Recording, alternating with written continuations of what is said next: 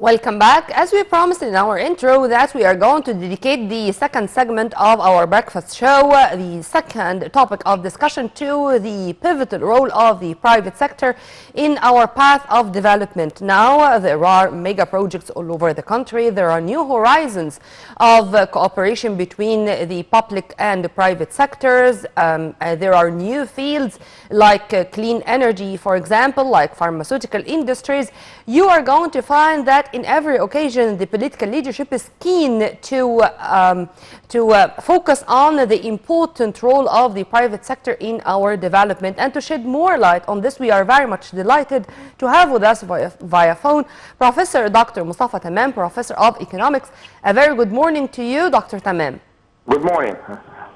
Sir, how do you see the increasing importance of the partnership between the public and private sector in light of the mega projects and the new horizons and the new fields of industry which were opened in the past few years, and to what extent this is going to be part and parcel of our development path?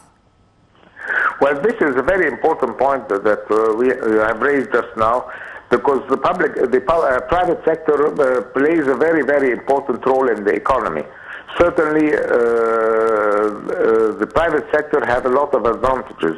Certainly, they maintain extensive experience in a lot of domains. Number two, they have a competitive edge in producing quality products and services.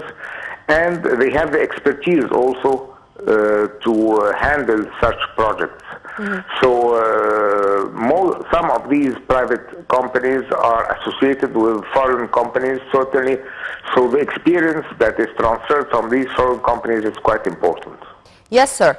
And regarding the mega projects scattered all over Egypt, the new cities, the new fields of investment, what do we really need? I mean, our homework is to good marketing, for example, encouraging more the private sector to invade new fields of investment and not to all the time restore to the traditional ones, or what?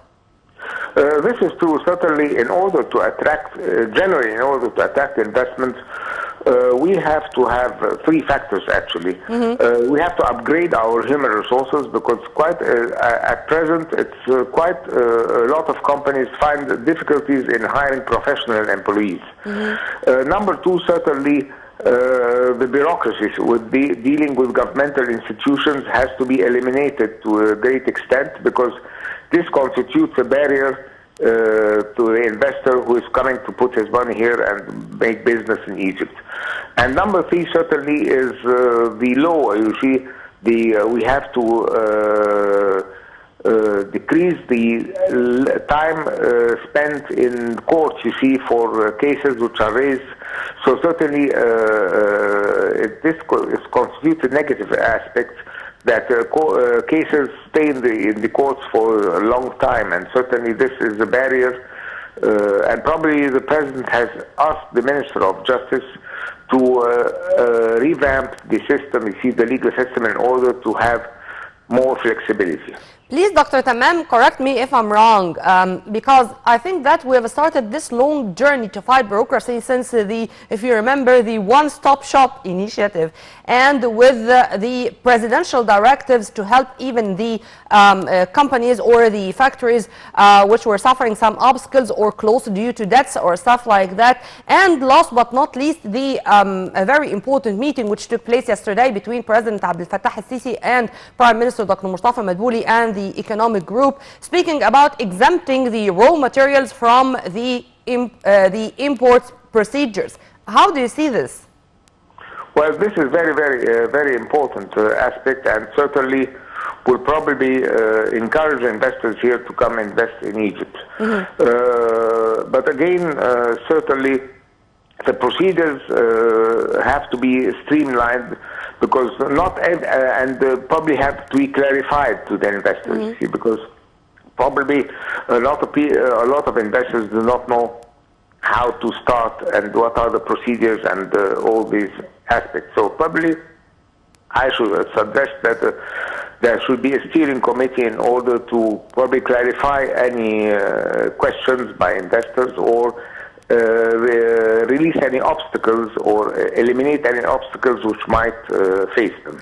This is from the state's side of the coin. Let's go a little bit to the private sector side of the coin. And here I want to speak about two important key factors or two elements. CSR or corporate social responsibility, and number two, the word sustainability.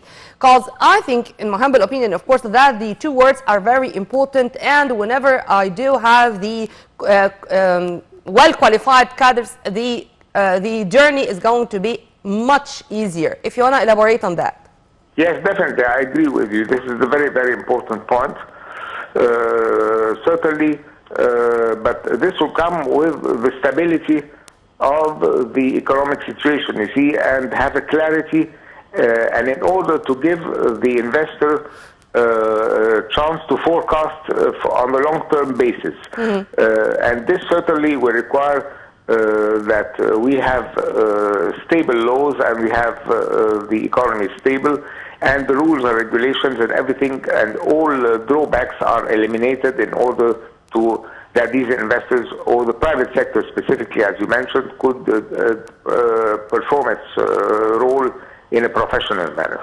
Amen to that. Sir, we cannot separate politics from economy, and we are all living in such a small village on this planet. And so the repercussions of COVID-19 and the repercussions of the Ukrainian-Russian crisis, they are having their very negative impacts on the biggest economies worldwide. So how do you see the should be reaction of the private sector in addition to, of course, the public one? Because when it comes to what's going on and the coming phase, some are very pessimistic about the future of the coming years, and some others are saying, no, these are normal crises, and the whole world faced stuff like that before, and we are going to pass over it. Which is which? Certainly, we have the worldwide community has passed a lot of crises, as you just mentioned. And I think that the two factors that you mentioned, the war, the Ukrainian war and the COVID-19, these are temporary factors. You see, they will not last forever. So we cannot assume that things are going to be getting worse and things are not going to work as they should be.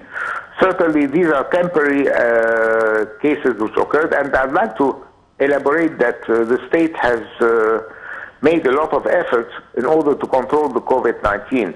We didn't have a great number of public casualties or people who have been affected with the COVID-19 due to the governmental efforts, but still, again, unfortunately, a lot of citizens do not adhere to the regulations that are set up by the government in order to put the masks and to avoid the crowded places and all these things.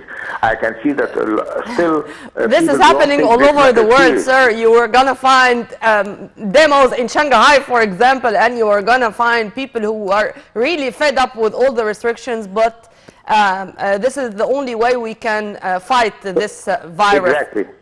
We all hope that this nightmare is going to have an end that soon. But I really enjoyed my discussion with you, Dr. Mostafa. Thank you very much for your input, sir. Have a very good day. We were very much delighted to have with us via phone Professor Dr. Mostafa Tammam, Professor of Economics.